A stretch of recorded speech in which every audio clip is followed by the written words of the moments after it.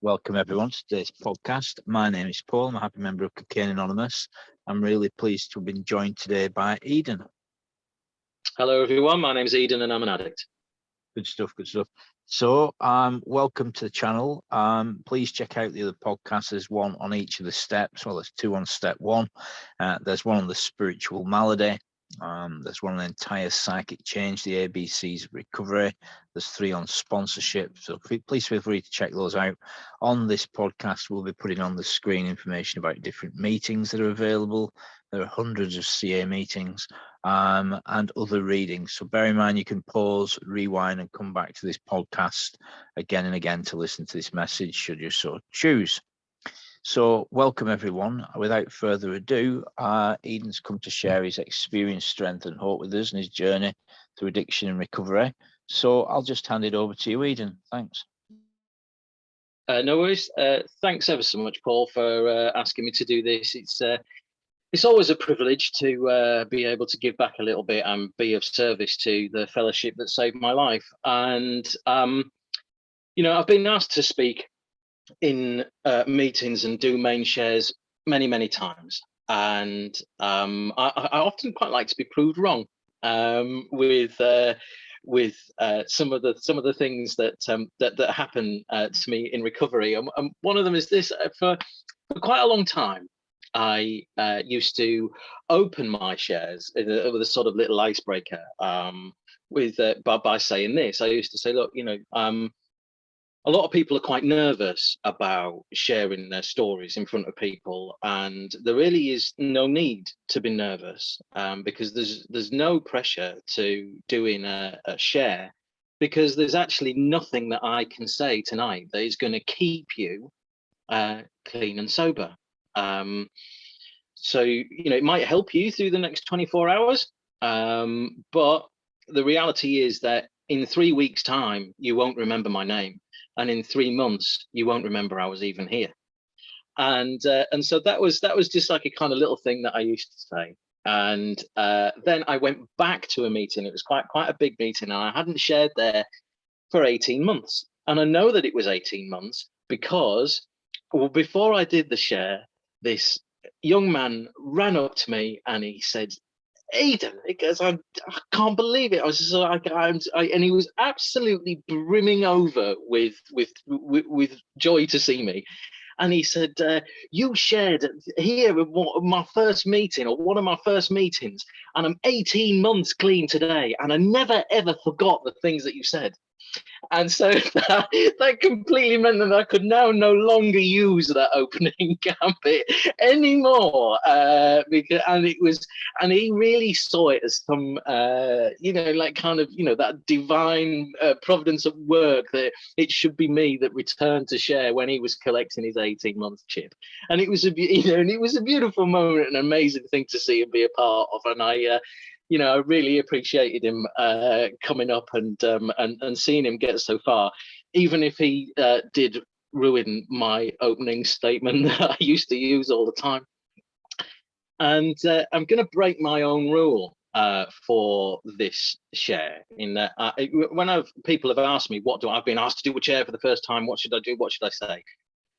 And my instinct to those people is don't take any notes, because they'll put you off. Just just be calm, let your own experience and and almost like you'll say what you need to say for that room when you're looking at it. Just let it come out. But I've broken my own rule for this share because I've made some notes, and it's only because I want to get the chronological order of what happened to me right, which I don't do when I'm in a face-to-face meeting. And I can jump backwards and forwards in a face-to-face meeting. And the difference with that and this is I kind of thought, well, in a face-to-face meeting, I can wave my arms around and I can look people in the eye to make sure that they're following where I'm at. But I can't do that in this environment. So I'm going to try, and I made these notes not to guide me with what to say, but only so that you can follow the story in the order of which it unfolded. So if I start, like, so when I was a kid, right, my upbringing wasn't great, but it wasn't awful. Okay, so it was nothing like the horror stories that you hear about so many poor kids have to go through. And that's really sort of by the by. I mean, there was like kind of sporadic violence, constant threats. It was, you know what I mean, it just wasn't, didn't feel particularly safe to me. But then I've got a sister who was brought up in exactly the same environment, and she's not an addict, you know. And as a child, I was oversensitive. You know, I was quick to tears, and you know, was just it was like that one little strand of code that would enable me to form my own identity just got lost in the post. It just didn't connect up, and I was never clear of what to make of my own thoughts and feelings. I just didn't know what to do with them. I wasn't sure, you know, what conclusions I was supposed to be making about what was happening in anything to do with my life in relation to me. And the way that I describe it inside is I had this feeling that everything would be better and everybody would be happier if only I was different in some way. And I never found what that difference was supposed to be. And so I worked out pretty quickly that people like kids who are outgoing and chatty and confident and don't get into trouble. So that's what I became. You know, I totally graded my own self-worth on other people's reactions to me because I did not know what I was supposed to be doing or thinking. And my dad was an alcoholic, and and it killed him. My dad died one day after his 54th birthday, and he had a twin sister who was also an alcoholic, and she died one day before their 53rd birthday. So my dad and his twin sister died a year and a day apart as a result of alcoholism. So it was in my family. The warning signs were there. You know, and it was, you know, and I was warned off alcohol, and there wasn't a lot of alcohol consumed in my home environment growing up. You know, so it's not like I was exposed to drunk people, and I thought that that's what grown-ups did. That wasn't, you know, that was what wasn't me. And then I found alcohol and drugs when I was in my sort of mid-teens. And although I had a little flurry with cocaine around that time, it's quite expensive for someone with a paper round, and I didn't really get it, you know. So I didn't take it for very long, and so it was mostly like booze, you know. So I drank and smoked dope, and I abused them from the outset. You know, it was it immediately became an obsession, and I wanted to. Not take, you know, a little bit to have a good time. I wanted to timetable a way of me being able to take as much as possible and get away with it.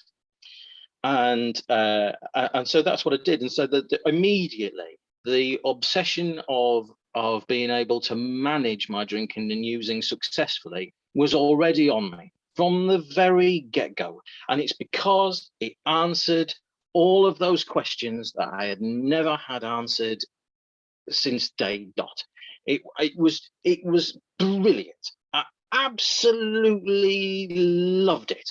So here is something that I can administer myself that will control my thoughts and feelings. I can just surrender to whatever it is that I can ingest, and it gives me a break. And as my addiction went on, before I identified myself as an addict, I would describe my drinking and using as taking a break from myself, because that is what I needed. The Chinese water torture of that drip, drip, drip, drip, drip. Who are you, Eden? What do you want? Where's it going? What are you supposed to be doing? All of those things that I never was able to have any kind of satisfactory conclusion for myself was taken away when I drank and used. And I thought, oh, this is it. Thank goodness this stuff exists. He's absolutely wonderful. I'm gonna make sure that I can have this around for the comfort of it. And when I would buy drink and drugs, if I wasn't going to, if it was for the weekend, if I wasn't using during the week and would just be going for a party or whatever, I'd buy it on a Tuesday or a Wednesday, and I'd just have it there, because I knew that it was coming. I knew that soon I would be able to take that stuff, and then I would get that holiday from Eden for a short time, and it was enormous comfort to me to know that stuff was there. And as you probably you all know, I mean, alcohol's all very well and good, but if you take it to excess in public, then it can get a little bit embarrassing and folly about it, particularly when you're 17 years old and 8.5 stone. You just can't sort of ingest as much as I wanted to. And the problem with dope is smoking weed. You called in the States called dope anything, but marijuana is that, again, it's very difficult to do publicly because it stinks. So the delight I had when speed and ecstasy and ketamine and acid came around, because you could just take that stuff and go out, and that was fantastic. And when that stuff came into my life, I felt like all my Christmases had come at once. I took to every single one of them like a duck to water. It didn't matter that how much I took, or or when I took it. I never got confused. I never got into fights. I was never sick. There was no hangover that would stop me from getting on. There was no come down that made me depressed. It was all worth it. And I thought it was absolutely fantastic, and I would rock and roll with that stuff. And even on the odd occasion where I might wake up in somewhere that was completely unfamiliar to me and I didn't really know where I was, all that would happen to me was I would roll over, see the girl I would been with, and then just think, oh, good, well done me, and carry on. There were no severe consequences. I never got mugged or beaten up or anything like that. That was just I just took to it. So by the time I'm in my sort of mid-20s, the cracks are beginning to show. There's now a collection of sort of failed relationships, and I'm coming home and there are girls crying in the living room, maybe with a policeman, maybe not, and they'd be going, where have you been? What have you been doing, Eden? And I'd say, well, I just popped out for a drink. And they'd say, yes, but that was 72 hours ago. And the frustration of these poor people, who would just get exasperated with me, and saying, why, Eden? Why do you do these things? And I had no answer for them. I didn't know why I did it. I couldn't give them an explanation, and I couldn't satisfactorily come to any kind of conclusion for myself. So I couldn't manage it, and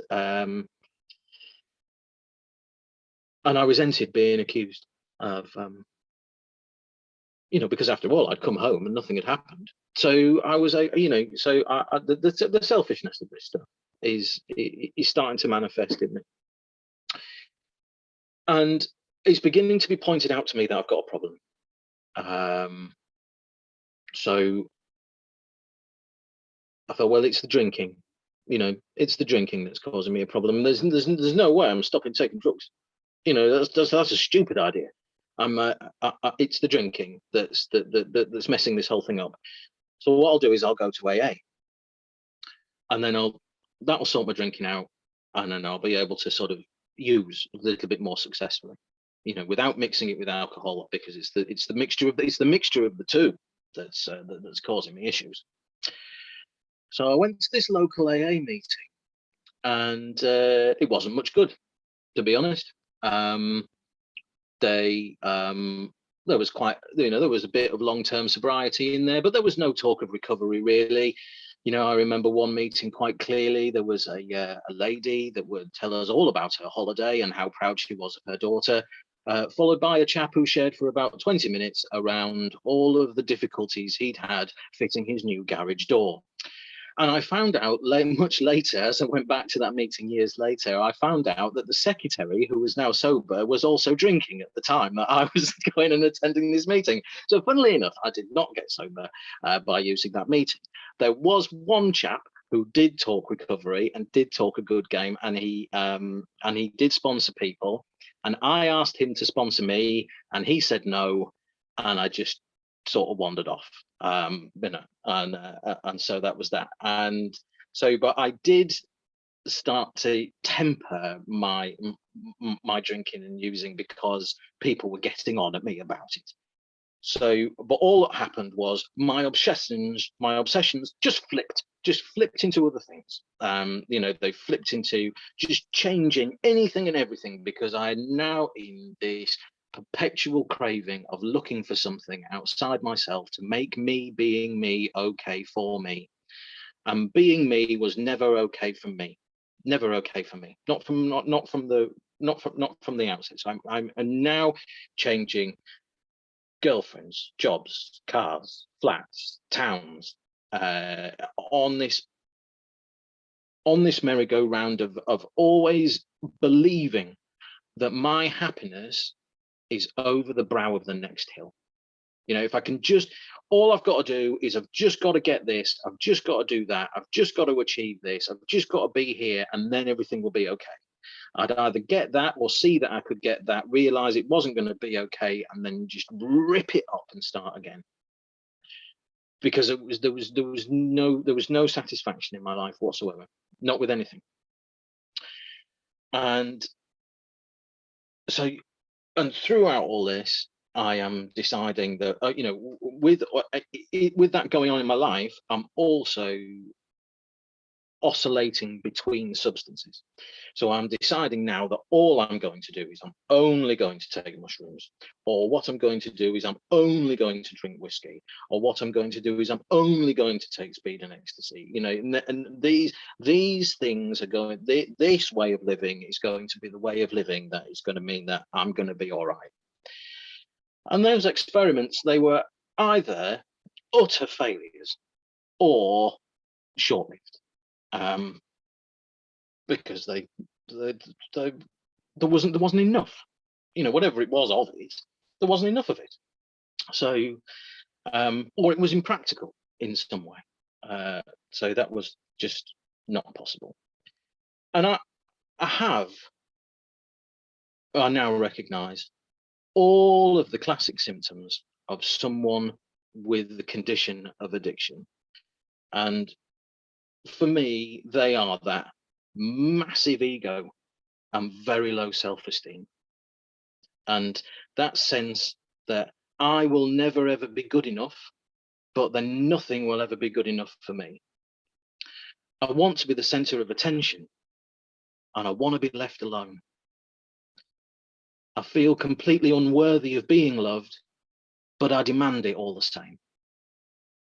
Well, you can't live effectively like that.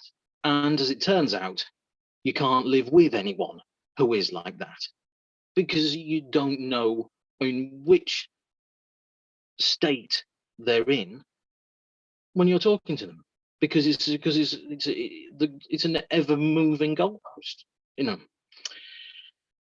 So, and then it happens that in my early 30s, I got married and I had 2 children very quickly.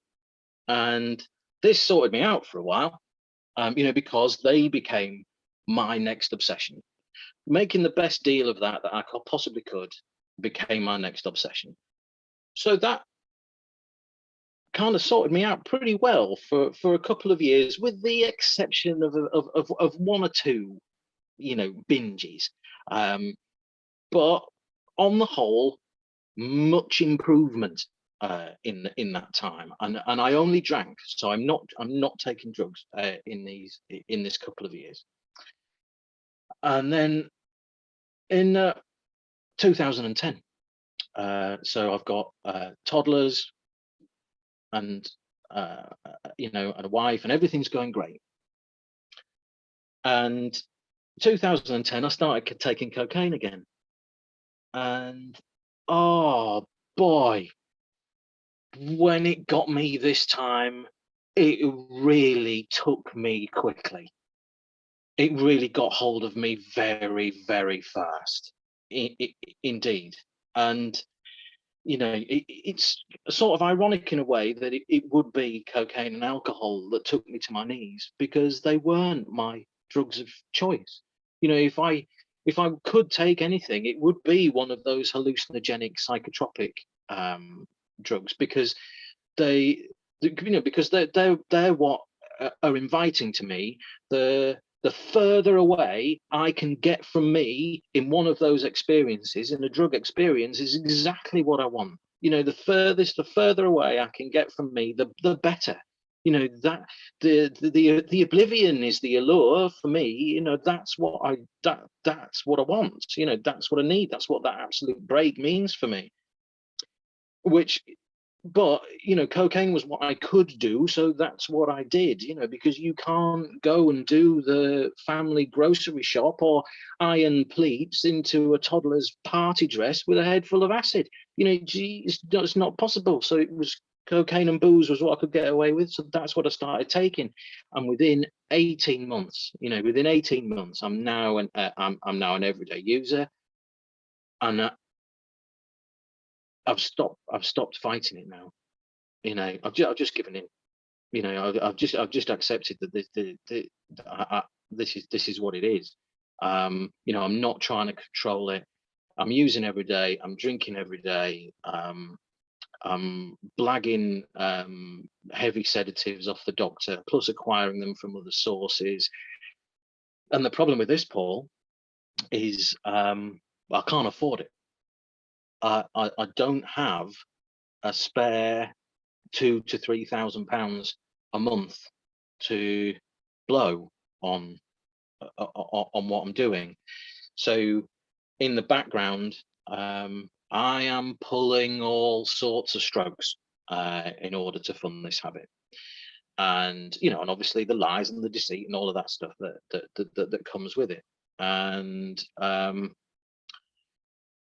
I'm mounting up loads of debts, and I start to feel physically quite poorly. There might be people now just turning off, Paul, and shouting at their computers, going, "What is that? Is that all you were taking? Just a couple of grams of Charlie a day, plus a couple of bottles of wine, plus some sedatives." Well, that's nothing. But I am quite a delicate character, and that was as much as I could do before I started to feel really quite sick.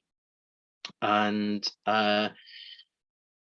whatever guy there was that was loving and caring and decent and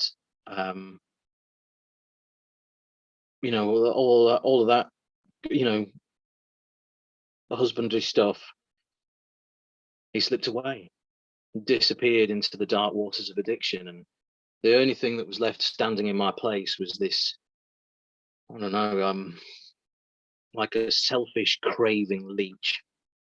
That was what was standing in my place. And then around 2013, beginning of 2013, that was the ultimate betrayal, because the drugs stopped working. So, and I can't stop taking them. I cannot stop. Like I say, I stopped fighting altogether. it was absolutely hopeless. There was no fight in me at all. I just could not stop. I could not moderate. I could not stop. It had me 100%. I was more addict than I was person. It was just impossible. It was just horrendous, and I'd disappeared. And I knew I was in serious trouble. And so the resolve came to me that the best thing to do, because my wife had made it very clear that she was not going to be married to an addict, and the wheels were going to come off. I thought, right, this is it. I'm going to do myself in. You know, it's the only thing I can. This, you know, I can't. I've got to end it now.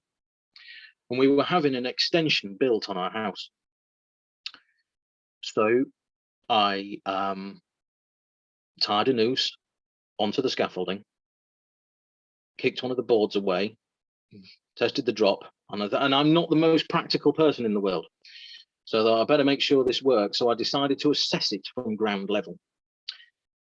So I went through the house and was walking around the house to have a look at this noose from the garden. And as I walked out of the front door, there was this noise over my right shoulder, and it just went, and it made me kind of lurch and support myself on the wall. And when I steadied myself, what had happened was this enormous dragonfly had flown over my shoulder and had landed on a pile of hardcore in the garden. And so I gingerly walked up to this thing, and as I got closer and closer, it wasn't moving. And then I realized that it had landed there, and then it had just died. And it was absolutely perfect, this thing. There's not a mark on it, and it was huge, and it had, you know, really vibrant coloured abdomen and stuff. And I thought, you know what, my daughter Daisy, she would love this. You know, like, she would be really interested in this.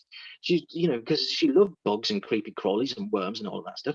So I was like, I'm gonna take this inside so that she can, you know, so that she can see what it is. So I put it in, like, a really carefully sort of put it in a bell jar, which is quite hard not to break its legs and stuff.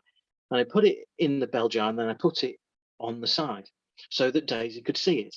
Now, that's where my head was, you know, me thinking that, you know, the amazingness of this beautiful dragonfly, you know, that might move down the noteworthy events of that day if my kids come home and find their dad hanging out the back, you know. But doing that with that dragonfly, it kind of, the moment had left me to do myself in, and it was time to pick the kids up from school anyway. So I took the noose down and went and picked them up.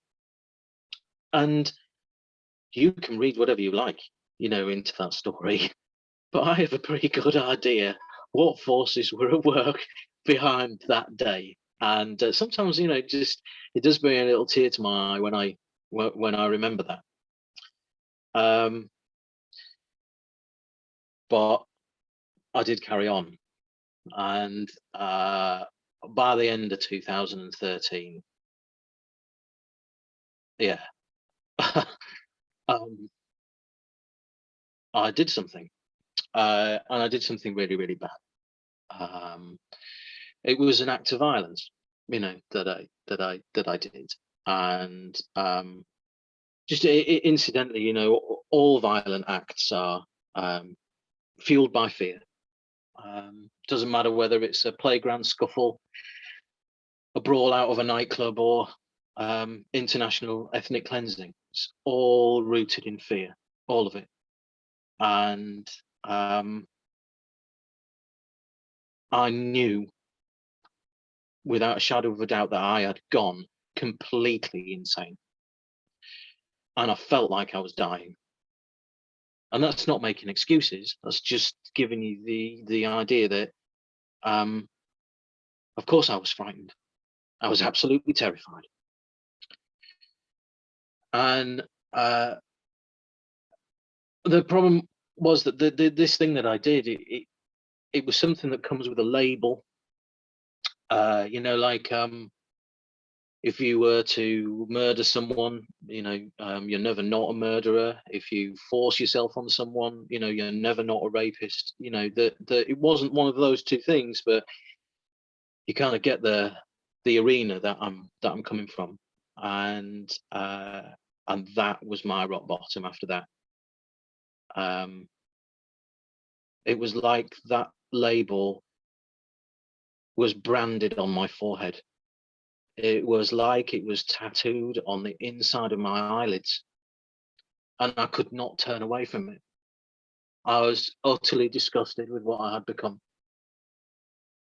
The person that I thought I was, there was no evidence of him in my life. I was a stranger to myself. And the loneliness and isolation of that, on top of the addiction, was killer. Really killer. And instead of asking for help, I ran away. I did a geographical. I pushed my wife away. I neglected my kids. Anybody that would have anything to do with me, I didn't have anything to do with them. And running away in 2014, at the beginning of 2014, instead of asking for help, was a dreadful, dreadful mistake. It's in that because I hit my rock bottom, and I stayed, because I ran away. I stayed in that rock bottom for 2 years. 2 years of every day getting up, and the chains of anger, fear, self-loathing, self-pity, horror, disgust, depression, loneliness. I dragged those chains around with me in every waking moment for 2 years. How I survived it, I do not know. I have absolutely no idea how I got through it. It was unbelievably horrible, and I wanted to die. I'd geographically away, so I could not. I couldn't score. I couldn't get drugs, and that meant that as well. When I did go, when I did do that geographical, it meant that when I stopped taking drugs, I stopped taking drugs very abruptly. So for the week that I was there, I hadn't been paid yet, so I had nothing to eat but rice and salt, and I had some like mild fits, panic attacks, paranoid hallucinations. But then after about a week or so of that, I started to feel much better after about just after a week, I think, you know, sort of between 7 and 10 days. So I got paid, I picked myself up, and I went out and bought some cider. Now, after a bit, my body didn't really want this cider, Paul.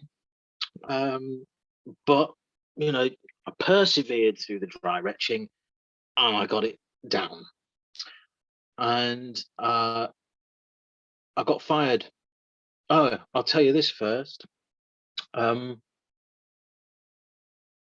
decided what I was going to do was because I couldn't drink small amounts. You know, if I was going to drink, I was going to drink. You know, once having 2 or 3 pints was just not going to happen. So what I decided I was going to do was not drink during the week, and then I worked 6 days a week. So what I did is I would then, so that no one would know like kind of how much I was drinking in one go, I would go out every day and I'd buy some booze, and then I would stockpile it. And then on the night after I finished work, I would then start drinking, and I would drink through the night, through the next day, then sleep it off, and then go to work, and then carry that on. And that worked for a couple of months or so, maybe even as much as 3 months. That seemed to scratch the itch. That seemed to be sort of about that. But after about 3 months, you know what I mean, the drinking started to bleed through into other days. And so I knew that it was on the cusp of becoming a problem. So I decided to get some therapy. Well, this therapist refused to treat me after 3 sessions. One of the last things that I said to her was that I was worried that I was irrevocably morally bankrupt. And I could see that this woman despised me and probably endorsed my self-assessment. I went home that afternoon. I closed the door. I started drinking before I took my coat off.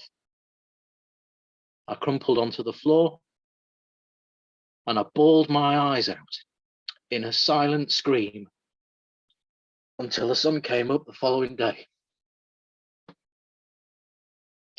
And then I had a shower and went to work. And I did get fired from that job, and the job after that, and the job after that. It wasn't that I was unreliable. I never missed a day. But I had that look of raw hurt, like a wounded animal in my eyes the whole time.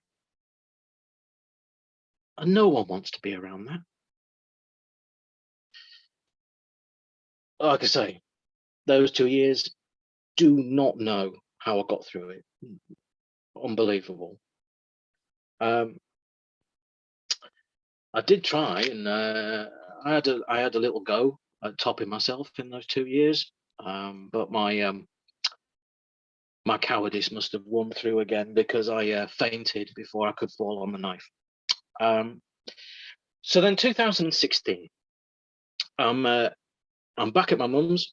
I'm jobless, penniless, drunk, and suicidally insane.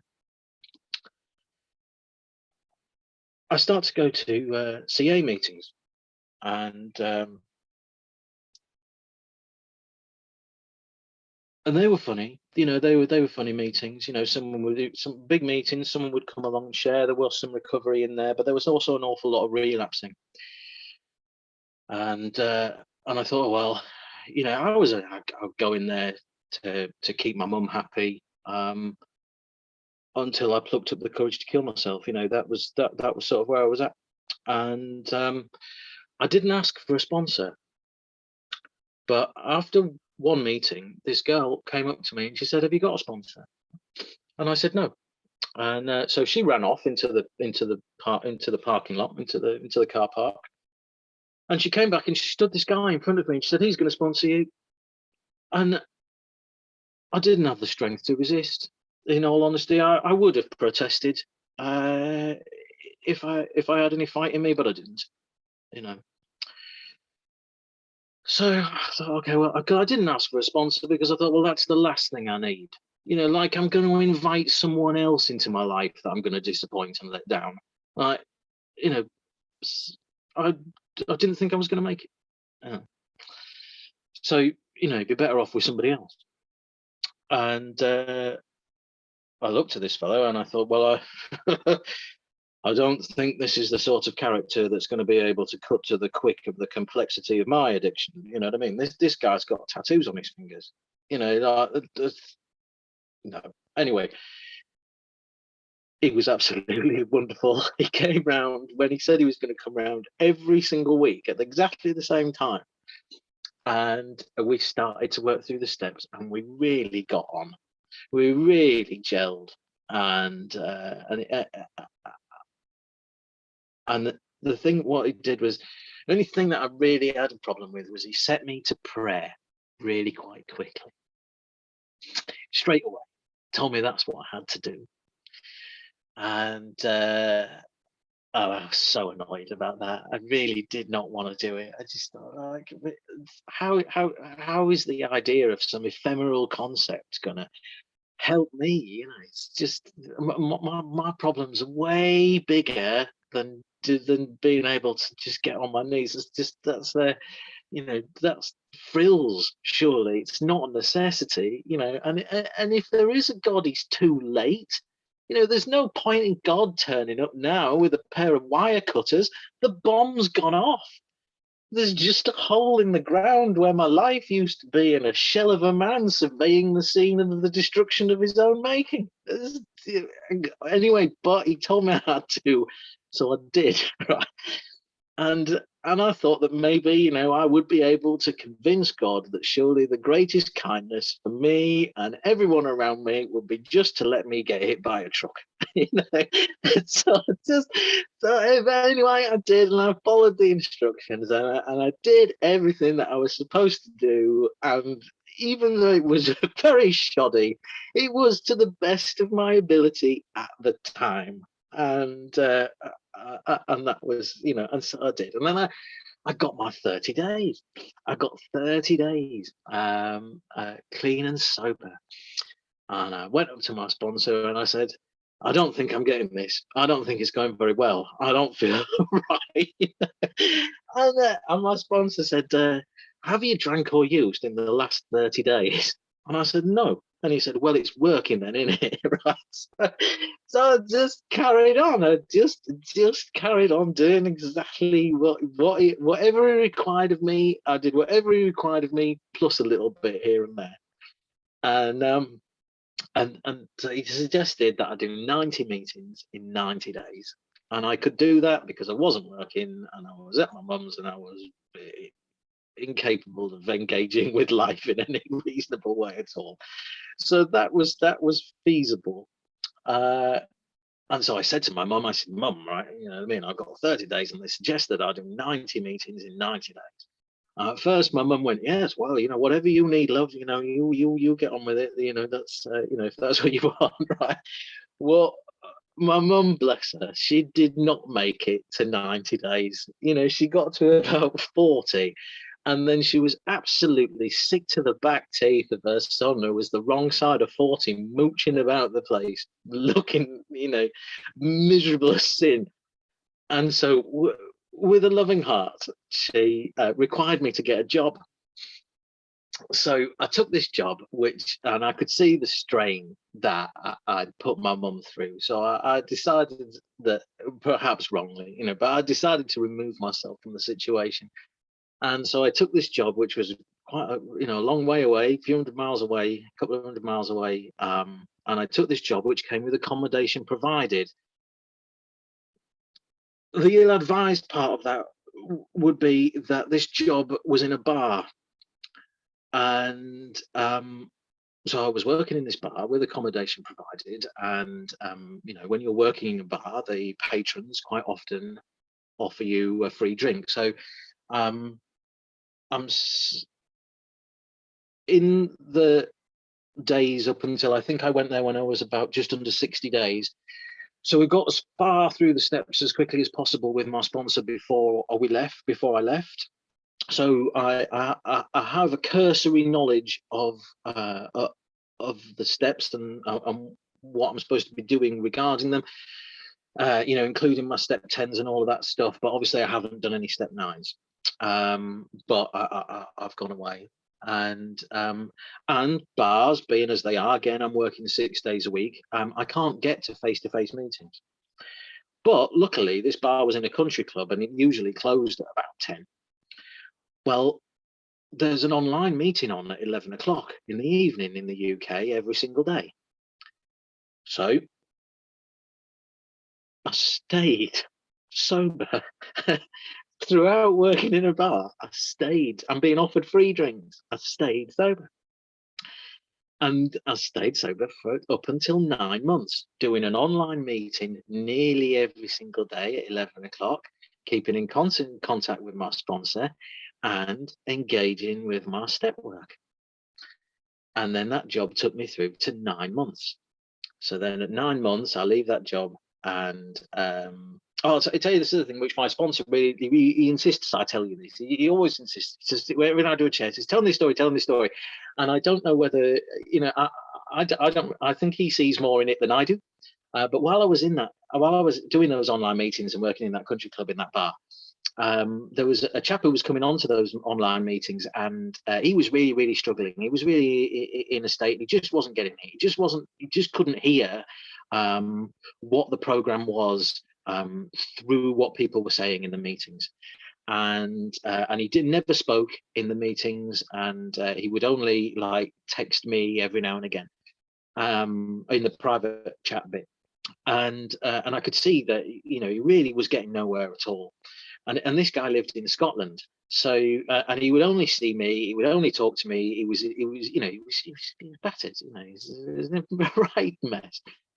So what I did is on my one day off while I was working in that country club, I got on a flight. I drove to the airport. I got on a plane, and I flew. You know, there was only an hour on the plane, but nevertheless, I still got on a plane, hired a car at the other end, and drove to him, and step 1, 2, and 3 in that day, and then flew back that night, and then only had a couple of hours sleep, and then went to work again. And I think my sponsor likes that story because you can see that the selfishness in me has left me, and the carrying the message, the belief that I can carry the message has started to come into me. And like it says in the book, you know, or in the 12 and 12, that we, you know, other people see the change in us before we recognize it ourselves. And you know, I think that was evidence for him that I was starting to I was starting to come alive, to letting God in, and having my thinking and my you know, my actions guided to be of service to those around me. And so 9 months come about, and I leave that job, and I think, oh, brilliant, I'm going to be able to reconnect with my sponsor, and I'm going to be able to really give my recovery that vitamin boost that it needs, you know. And so my sponsor got me a job with him when I left that job and went back to stay with my mum for a bit, you know, which was much better this time. And as soon as I started to work with my sponsor relapsed, and we were driving, like, I don't know, 50 miles in his car, and I went on more brown and white deals with him in that time that I was working with him while he was relapsed than I did during my own using. And I'm driving through London on the way home. He's been using all day, and I'm driving his car uninsured through London back home with him smoking crack in the back. And I did not pick up. And so there I'm, like 9 months in. I've been around drinking drugs, like, you know, for the last few months. My sponsor's relapsed. I'm unsponsored now, you know, and I'm around it, and I'm in quite a vulnerable position, but I didn't pick up, didn't use at all. And you know, then I had another sponsor who completely admitted that he never read my inventory or my gratitude lists, and he never answered my calls in any way whatsoever. And he just told me that I needed to sponsor somebody else. And it's funny, really, you know, that you could criticize that in a way, but he was right, and I you know, I did. I started to take someone through the work, and that was extremely successful, fortunately. And you know, I also had this other job. I got out of that situation, you know, with my sponsor still using and so on, and I got another job which was closer to where my children lived, and everything was fine. It was only agency work, a rubbish little job, really, but it was, you know, it was what I could cope with, so I stuck with it. And you know, because I was being kind to myself at this time. And they said then all of a sudden my job changed, you know, with the agency right underneath me, and they said, right, what we want you to do, Eden, is we want you to drive into all of this chain of pubs. So you need to go into about 5 or 6 pubs a day. And we want you to walk up to the bar, and we want you to order a pint of lager. And then you order the pint of lager, and then you pay for it, and then you go and sit down with the pint of lager, but don't drink any of it, right? And then we want you to record whether that bar gave you that lager in the correct branded glass, whether they've got the correct promotional material up, you know, and there was various other questions to do with that. And then we want you to have a chat with the bar manager about this stuff? Are the bar staff wearing the the t-shirts that we sent for them and all of that? That was a bit of a worry, because there's nothing so weird as an alcoholic like who's in recovery, like walking up to a bar and saying, "Can I have a pint of lager, please?" that you don't want, and then the barman looking at you completely normally and going, "Yeah, you can," and then paying for it, and then going and sitting down with it. I was like, ah! And but I didn't. Not a sip. Not a sip of it passed my lips. I promise. Not a sip. And while all of this stuff was going on, after my sponsor had relapsed, and while I had that job and stuff, the fellowship just wrapped around me. The people that I'd connected with in the meetings could see, that I was really doing my best. I was really giving it my best, but life just kept throwing me some curveballs, and they really supported me and got me through. And it's an amazing fellowship. It's just unbelievable. It's such an amazing thing to be a part of. It's just absolutely incredible. And but it hasn't all been plain sailing. I'm about 2 years clean, and I think that the aftermath of and the length of my rock bottom had caused real damage to perhaps my nervous system or something like that. I don't know. I'm not a doctor. It didn't go diagnosed. So I'm speculating. But throughout all of that 2 years, I couldn't really keep it in the day sufficiently. And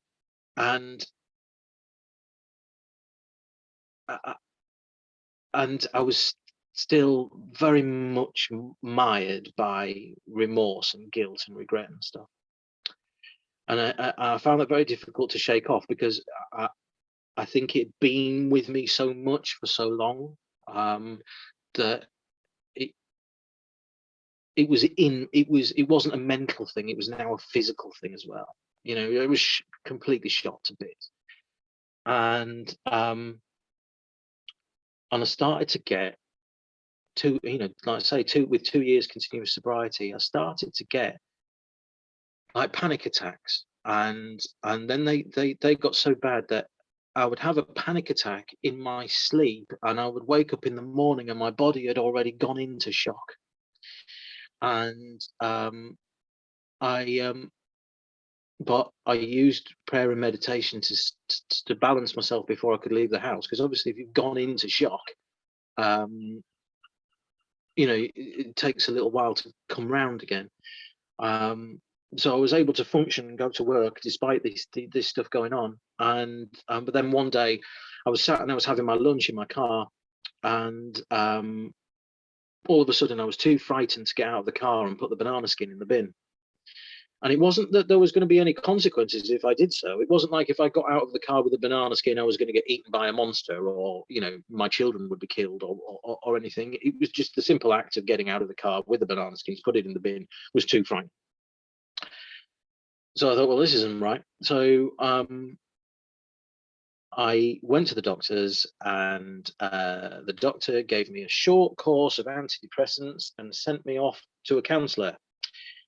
And I took that short course of antidepressants as prescribed, and I attended my counselling sessions as recommended. I was supposed to have 10 sessions, and I actually needed 30.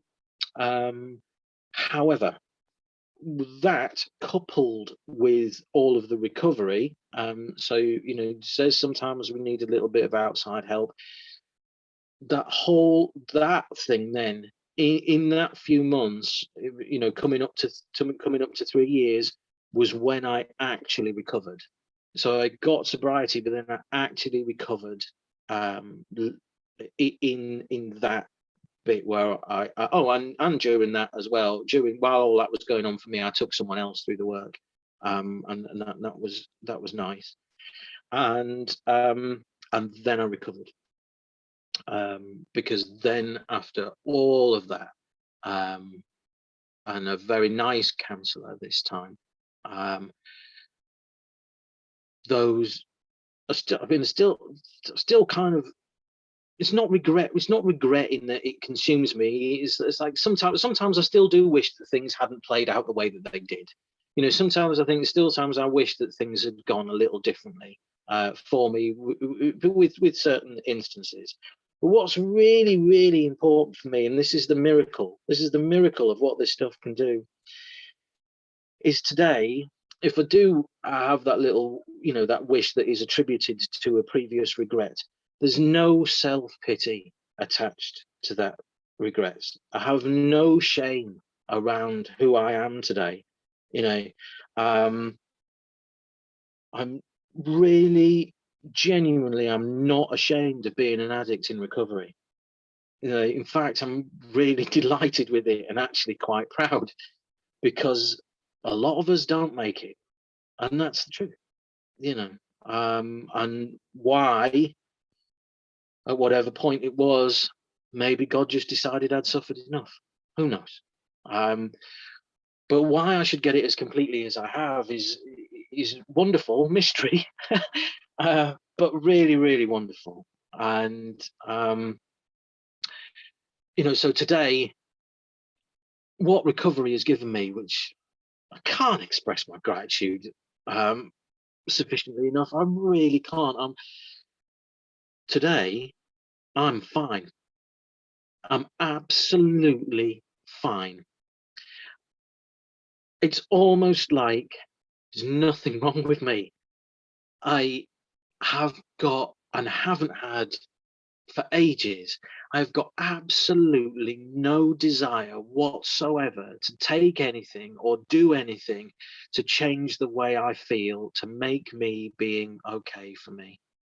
I feel absolutely content and happy most of the time, but all the time, pretty much content with who I am, with what I've got, where I am, what I'm doing. It's all fine. And I've got no resentments today. And I did have, you know, I resented the fact that on many occasions I'd asked for help and was turned away. I resented the fact that the world and everybody in it was clearly making unrealistic demands upon me that I was never going to be able to fulfill. It seemed really clear to me that I was never going to be able to meet up to their expectations. And I, you know, I mean, you know, there was another time where I tried to get into rehab and they just said, no, you know, have you been sectioned or arrested? I was like, no. Like, well, we're dealing with people with real problems. You know. But I've got no resentments whatsoever against anyone or anything. It's all gone. And I'm better now through the recovery process than I ever was, even without drinking drugs. You know, I'm better than I ever was. All of those questions that I never knew the answer to, that used to just torment me, even as a child. What do you want? What are you doing? What should you be doing? Where are you going? You know, what do you think about this? I've had that resolved. That condition that I had and I've always had has been resolved. My resentments have been removed. My anger's been removed. My obsession to use has been removed. Gone. Completely gone. It's phenomenal. It's absolutely phenomenal. Nothing short of miraculous. Only a little miracle, but it counts. I'm grading it as one. And my kids have got their dad, and you know, my family are proud of me, and I've got my self-respect back, and I have assurance today. I've got assurance from me, that I feel fine, that I'm doing well, everything's good. I never had that. Never, ever, ever, not even close, had anything like that. And I've got all of those simple things, just those simple things that other people take for granted. They know who they are and what they're supposed to be doing. And all of my life, I've never had it until I completed my recovery process and continue to maintain my spiritual condition.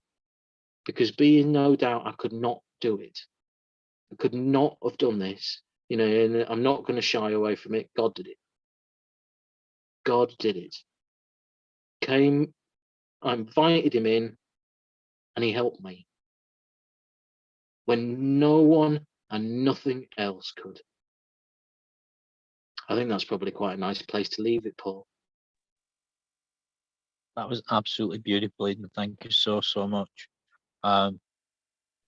Very powerful share. A lot of identification, and yeah, very moving, I have to say. You mentioned about the scaffolding around the back, the extension, the dragonfly, and that what was a momentous event, really, of deliverance, of a higher power, an unseen force working on your behalf. And, I was quite moved listening to your entire share. I listened to every single syllable. And, I had an acquaintance, a friend locally here who, unfortunately, his 4-year-old found him in the shed, hanging from the rafters. And that was a guy I knew reasonably. We wasn't particularly close at the time of his passing, but months before that we used to hang out together. Yeah, I mean, that's the realities of active addiction. That's where the disease of addiction takes people: the despair, the hopelessness, the confusion.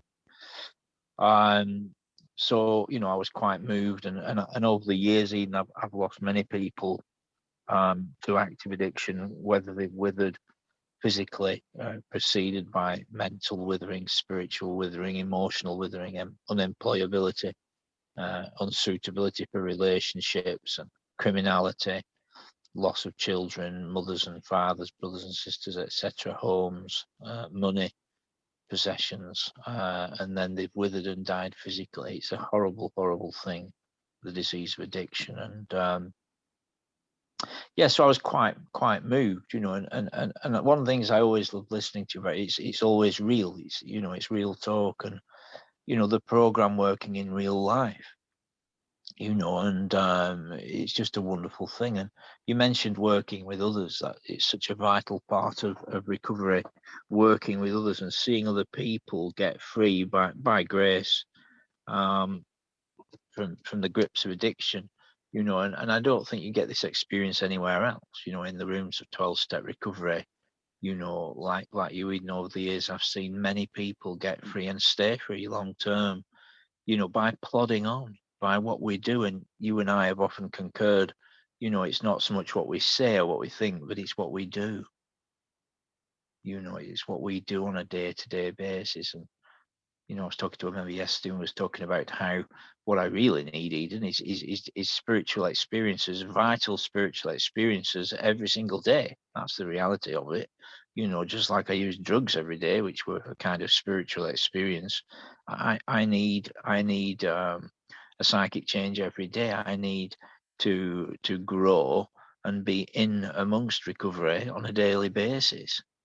Does that, if I don't, does that mean I'm going to drink and drug today or tomorrow? Probably not. But how happy do I want to be? How free do I want to be? And how useful do I want to be? These are the questions.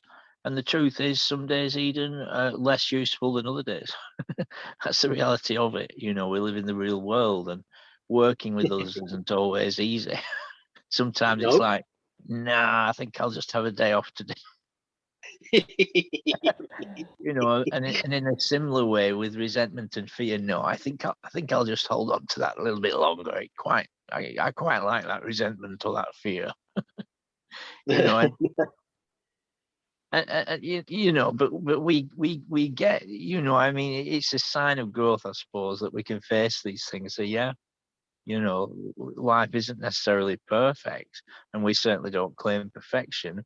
But I have to say, I particularly resonated with what you shared at the end of your share. You know, my problem is I don't have any problems. Yeah. So what am I going to do now? I remember an addict said to me like about a year ago, you know, he says, right, what am I going to do now? I said, that is the correct question. What are you going to do now? Yeah. Yeah. You Yeah. Yeah. know, Yeah. And and then it comes. Sorry, go on. yeah, and the lovely thing about that is that you can sometimes you can say whatever you want, Yeah, yeah. you know, And then it because comes to the deep.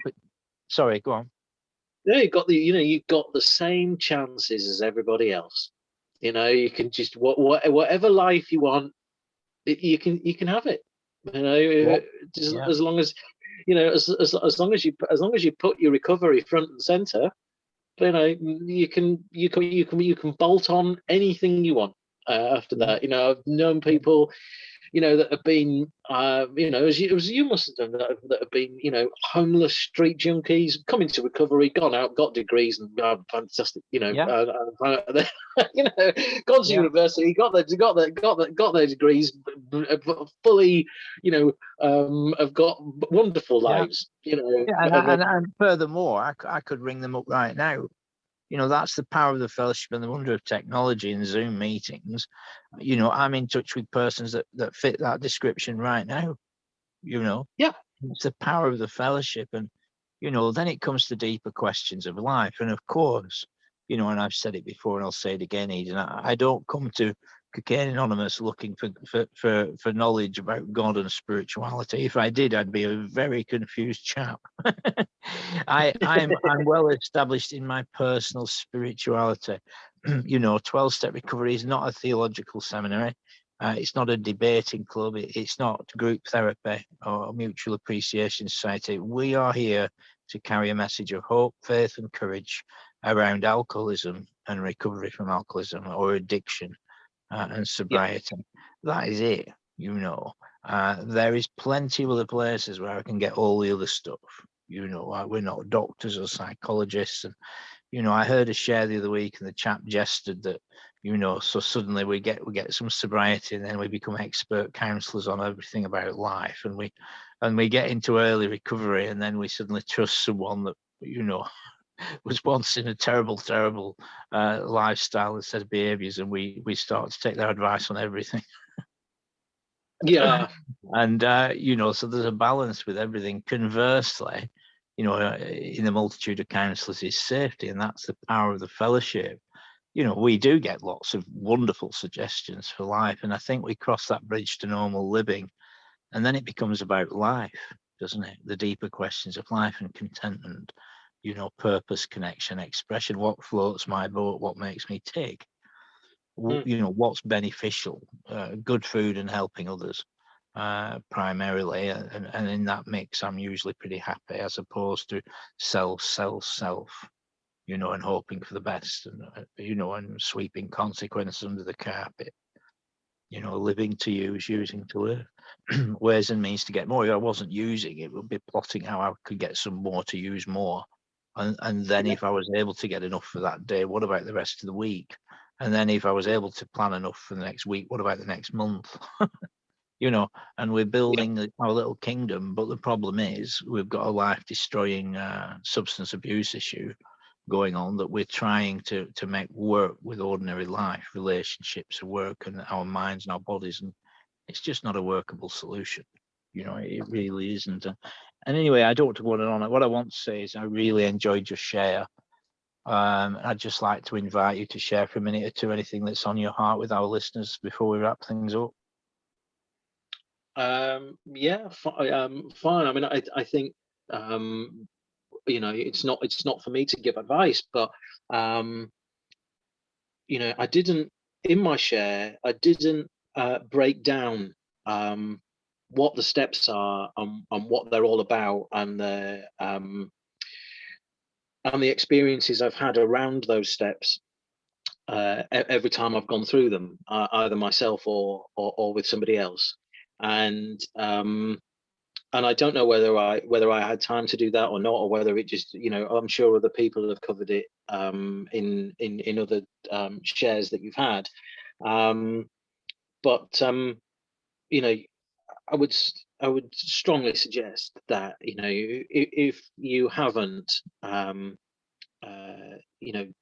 gone through the 12 steps with a sponsor and persevered with it and tried to apply it, then it's so worth it.